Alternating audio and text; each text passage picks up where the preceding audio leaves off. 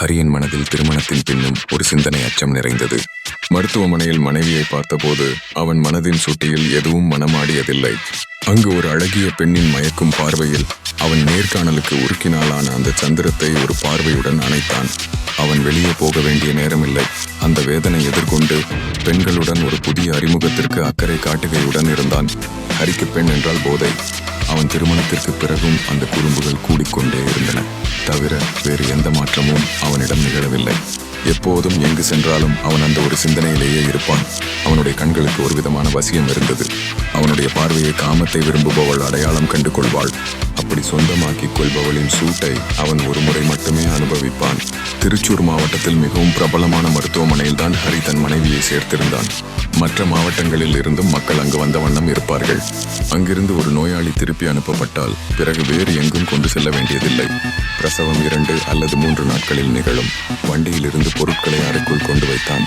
மனைவியையும் அம்மாவையும் அறையில் விட்டுவிட்டு ஹரி கொஞ்ச நேரம் அங்கிருந்தான். நான் வெளியே இருப்பேன், ஏதாவது தேவைப்பட்டால் போன் செய்தால் போதும் ஏட்டன். சரி ஏட்டா. அவள் சோர்வால் ஒரு கழித்து படுத்து மெல்ல கண்களை மூடினாள்.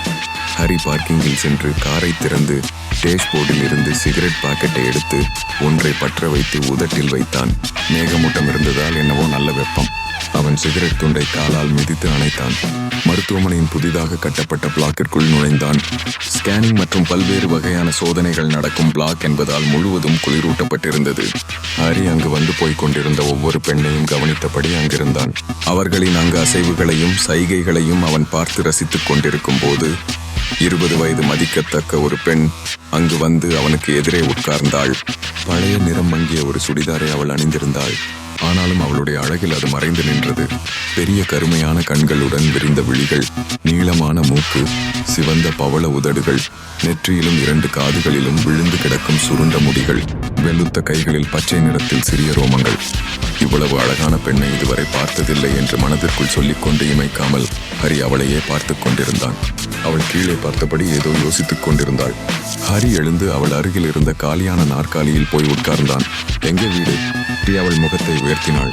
பாலக்காடு. என்ன, யாருக்கு உடம்பு சரியில்லை? அவள் கொஞ்ச நேரம் அமைதியாக இருந்தாள். டாக்டரை பார்க்க வந்தேன். அவன் விடமாட்டான் என்று தோன்றியது. அவள் அவன் முகத்தை பார்த்தாள். ஹரி தன் கண்களால் அவள் உடலை ஒரு முறை தடவினான்.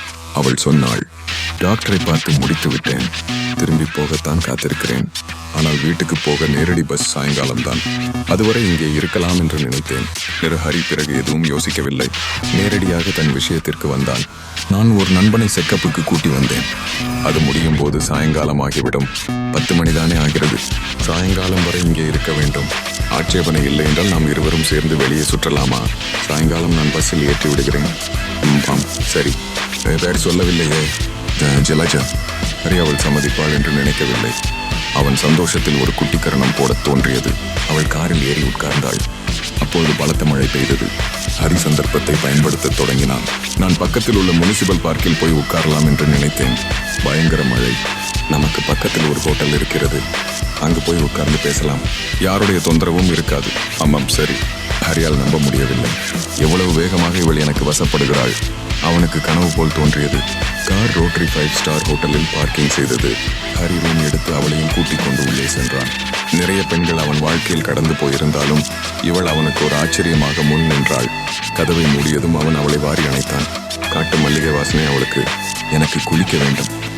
சரி முத்து, நான் வரலாமா? அவள் வேகமாக பாத்ரூமில் நுழைந்தாள். அவன் போனை ஆஃப் செய்து வைத்தான். டிவியை ஆன் செய்து பாட்டு போட்டான். குளித்து வந்த அவளை பார்த்ததும் அவனுக்கு கட்டுப்பாடு தப்பியது. அவளை மெத்தையில் தூக்கி போட்டு படுக்க வைத்தான். அவன் அவள் உடலில் இருந்து எழுந்தபோது அவன் அறிந்தான், அவள் முதன்முறையாக ஒரு ஆணுக்கு தன்னை அர்ப்பணித்தாள் என்று. அவள் அவனை தழுவியது மற்றவர்களைப் போல் வெறும் காமத்திற்காக அல்ல என்றும் அவன் அறிந்தான். அவன் ஒரு சிகரெட்டை பற்ற வைத்தான். நீ என்னை மிகவும் ஆச்சரியப்படுத்துகிறாய். நீ இதுவரை என் பெயரை கூட கேட்கவில்லை.